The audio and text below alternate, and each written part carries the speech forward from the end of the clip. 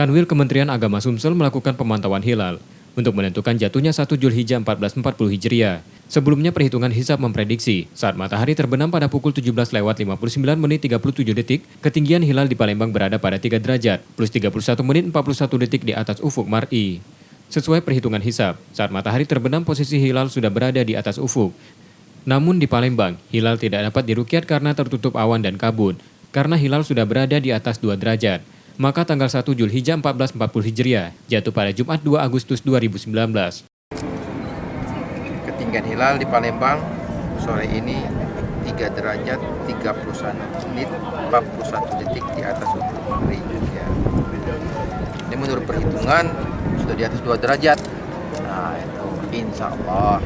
Ya, namun hasil dari perhitungan ini ya kita akan serahkan kepada tim hisab ru'yatul hilal di Kementerian Agama di Jakarta.